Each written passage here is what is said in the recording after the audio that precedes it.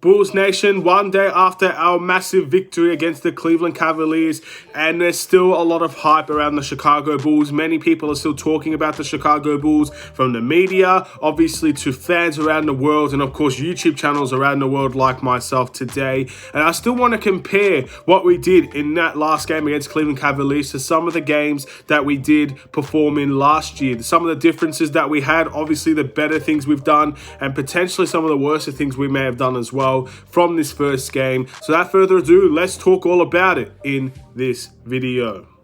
Let's do it.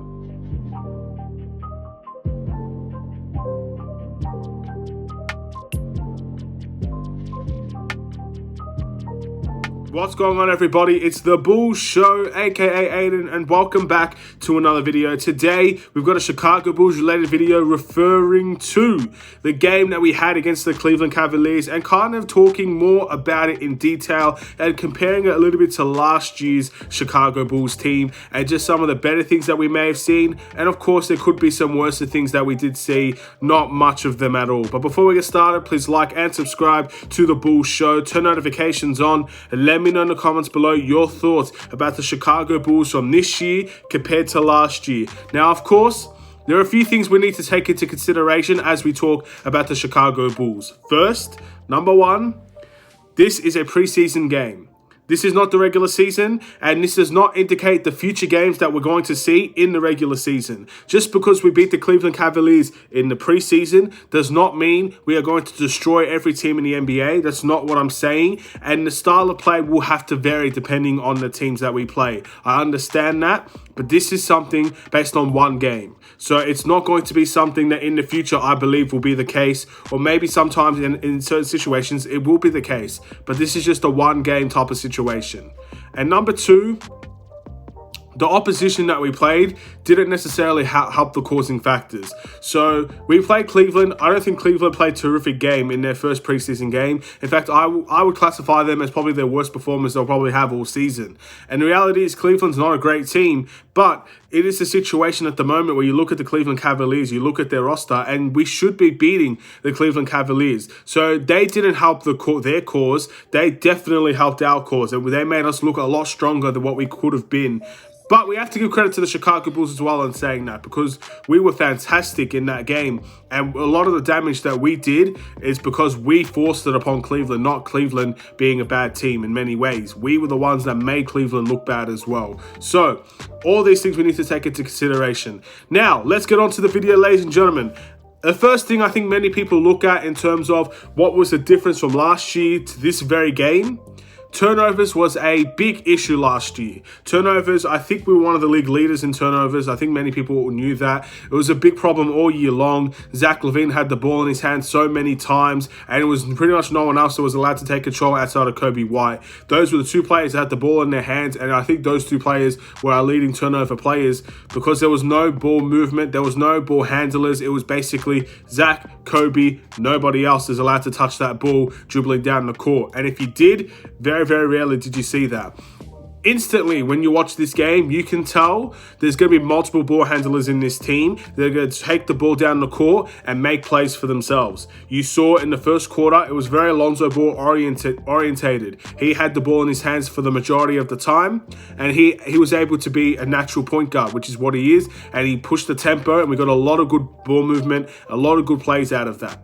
Zach LaVine had his fair share with the ball in his hands as well. He was able to do some pick and rolls with Nikola Vucevic. He was able to dribble into his own shots. He even had a good backdoor cut from Lonzo Ball. The ball in the Zach LaVine's hand, and it worked out very nicely as well. You saw a little bit in the third quarter. Zach LaVine even said this himself, that DeMar DeRozan was the one handling the ball for the majority of the time and allowed Zach LaVine to be more of that off-ball guard and allowed DeRozan to make plays for himself. Multiple ball handlers on this team, not to mention Alex Caruso had the ball in his hands pretty much the entire time he was on the court, and he had 10 assists on that game. Kobe White, we all know, can handle the ball as well. Io is definitely someone, if he gets more game time, he can handle the ball. So we have ball handlers on this team, and we have players that we trust with the ball in their hands. That's not something we had last year, and that's one of the biggest differences, and that reflects in the turnovers. I believe we had 7 turnovers, maybe a little bit higher from that last game. We used to average close to 15 to 16 turnovers per game.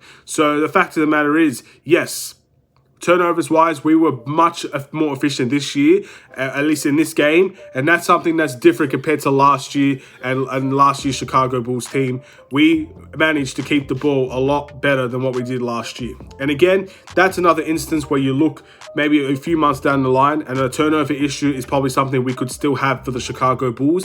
But in that game specifically, we were very fast with our tempo, and we kept the ball very nicely. Very, very few turnovers, and that did end up making us win the game, in my opinion. And of course, speaking of the tempo, we played fast last year. I'm not going to deny that we didn't.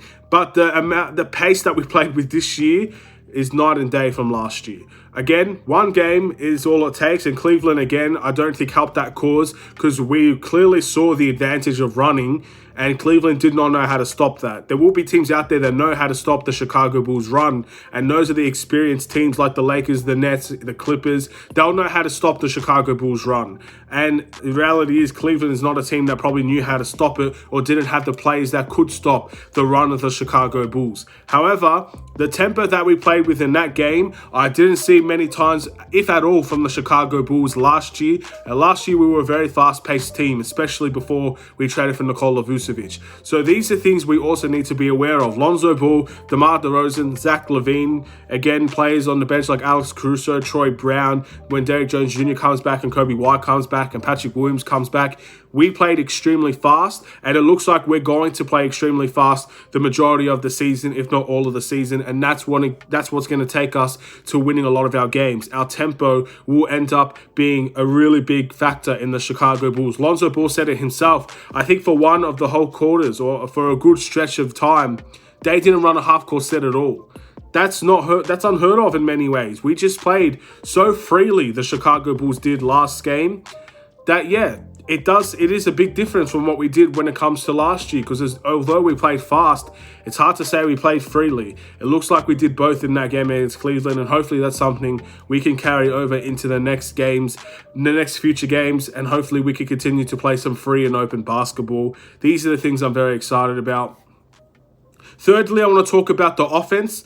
The offense was absolutely night and day as well from last year to this year, and it truly shows that having a balance offensively of quality offensive players is going to help dramatically for the Chicago Bulls. One thing to take note of, I don't see this bench having as good of a game in the future as they did in this game, because I really think the bench overperformed in many ways. I'm not disrespecting our bench, to say the least, but we had some very strong bench performances that I don't see carrying over every single night for the Chicago Bulls, because that bench was elite last night against the Cavs. I don't see it being that good over the course of the entire season. That's just me personally, but that bench was solid, and that's definitely something. Again, last year we had a really solid bench in the beginning, then we changed things up and our bench wasn't so great anymore. So the bench performance today, I think, is a good progression in the right direction as well. But the offense of having DeMar DeRozan, Zach LaVine, Lonzo Ball, Nikola Vucevic handle the ball and perform the way that they did, the balanced shots that they had,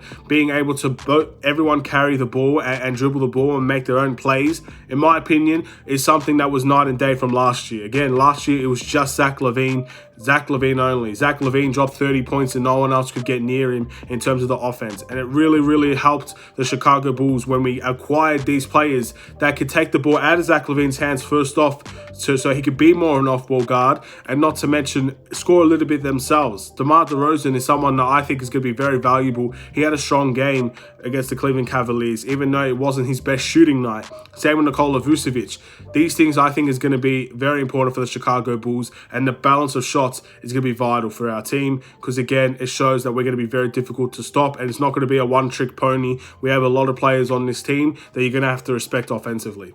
And the last thing I want to talk about is defense. Now, I made my defensive video a few months ago, or I would say a month ago, maybe even less than that, saying the Chicago Bulls had one of the worst defenses in the NBA. And although statistically we were not the worst NBA team, worst defensive team in the NBA. In fact, we're far from it. It's just that it was inconsistent performances between quarters that made me believe we had one of the worst defensive teams in the NBA, because we couldn't keep up defensive pressure for all four quarters. That's something that I didn't see in this game. I saw defensive pressure. I saw us swarming the Cleveland Cavaliers, tipping a lot of balls alive, obviously getting blocks and steals. I think a lot of players had steals on this team, and the defense looked absolutely sensational. I think one of the best defensive displays we have seen in a long time, and that was obviously in preseason against the Cleveland Cavaliers, but hopefully that is a sign of things to come on the defensive end. Because yes, statistically, I think we had a top 10 or just over a top 10 defensive lineup. I think we're ranked like in the top half of the league.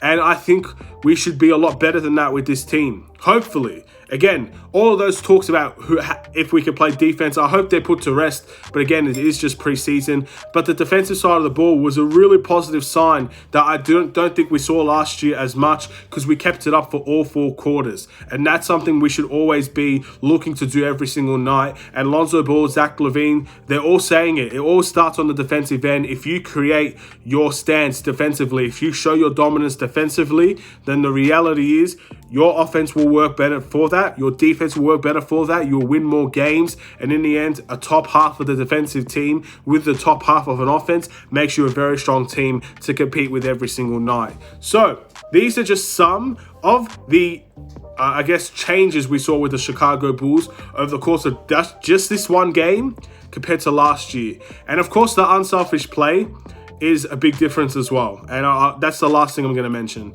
The unselfish play we had in that game, there were a lot of instances where we passed up open shots just so we could get somebody else an open shot. And it's something we didn't see a lot last year. I think Kobe White is an example of this in many ways. Kobe White liked to shoot the ball, and sometimes his shot selection wasn't great. Same with Zach LaVine, even the same with the likes of Denzel Valentine in many ways. Shot selection was always a problem because we weren't moving the ball and players weren't moving on offense. Unselfishness is always a good component to have in a team. It's just being too unselfish that is potentially an issue for the Chicago Bulls. There were 2 plays where we gave up shots that we could have easily got 2 points from to give someone else a shot. And one of those plays involved Zach LaVine, Lonzo Ball, and Nikola Vucevic, 3 of our best players being too unselfish for each other. And these are things that we need to have a balance of. If there's an open shot, as I said last video, we need to take that open shot. We can't just be unselfish to try to get someone else an open shot. If Zach LaVine's open for 3, Zach LaVine's one of the best 3-point shooters in the league. Take the 3. Lonzo Ball is the same. Nikola Vucevic is the same. And in the end, we did get a 2-point out of that from Nikola Vucevic in the post, but that's not the play that I wanted out of that situation where we had an open 3-point target that we know can make that shot. And that's it for the changes, ladies and gentlemen. Those are the things that we saw this year that we didn't necessarily see last year. Again, this is only a 1-game sample size, so some of these issues could be reoccurring. It only takes a matter of time to figure it out. But as of this game against the Cleveland Cavaliers, our dominating victory against them, these are the things that stood out to me from what we saw last year. And again, we will wait and see. Our next game is against the Pelicans, and hopefully we can see a lot similar things in that game compared to the Cleveland Cavaliers game. Hopefully we see those strong performances from the starters, the bench production elevating themselves every single day, and hopefully we get to see another victory on the board for the Chicago Bulls. Thank you guys for watching. Please like and subscribe if you're new. Hopefully you enjoyed this video. Have a wonderful and safe day, Bulls Nation. I'll see you in another Chicago Bulls video. Stay safe, stay healthy, stay tuned for more. Take care and peace.